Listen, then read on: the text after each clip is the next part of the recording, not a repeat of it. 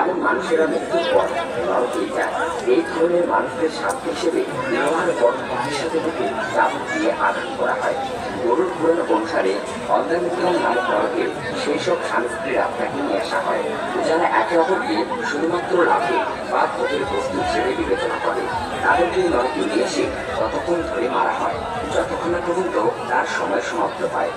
শুধু তাই নয়, শাস্ত্রে এও লেখা আছে যে গুরু আমাদেরকে ভালো মন্দের জ্ঞান দিয়ে থাকেন, তাই গুরুকে পিতার সমান মানা হয়েছে, আর গুরুপত্নীকে মায়ের মর্যাদা দেওয়া হয়েছে।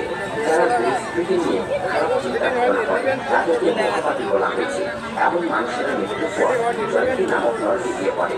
সেখানে যে সমস্ত মানুষেরা অন্যের স্ত্রী বা স্বামীর প্রতি দৃষ্টি রাখে, এমন মানুষদেরকে জয়ন্তী নামক নরকে নিয়ে এসে তাদের অঙ্গপ্রত্যঙ্গে গলিত লোহা ফেলে দেওয়া হয়। গরিব আত্মহত্যাকে অপরাধ হিসেবে গণ্য করা হয়েছে, কারণ ধর্মমতে বহু জন্মের পর মানব জীবন পাওয়া যায়। এমন অবস্থায় এটিকে নষ্ট করা বোকামি ও অপরাধ বলে গণ্য করা হয়েছে।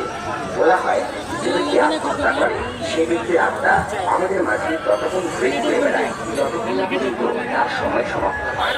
সে সর্বদা নরকে উত্থান পায় না, না তো সে আর তৃতীয় জন্ম পায়। এই ধরনের আত্মারা ততক্ষণ ধরে মৃত্যু পায় না যতক্ষণ না তাদের কাল চক্র সমাপ্ত হয়। আত্মহত্যার পর সে যদি পরিস্থিতি থাকে তা অনেক কষ্ট করতে থাকে।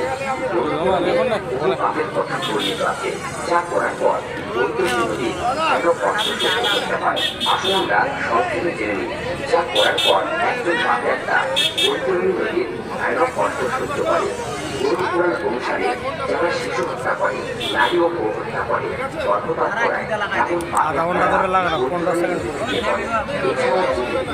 গরু, শিশু, ব্রাহ্মণ, ভগবান ও নারীর সম্পর্কে করে তারাও বৈতরণী নদীর ভয়ানক কষ্টের সম্মুখীন হয়।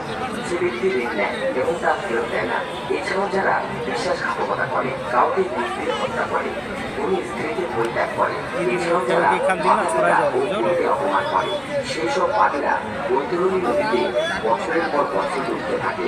এছাড়াও যারা নির্দোষ মানুষকে দোষারোপ করে, হাজার দিন থাকা সত্ত্বেও তাকে উপেক্ষা করে, তারাও বৈতরণীর নদীতে পড়ে।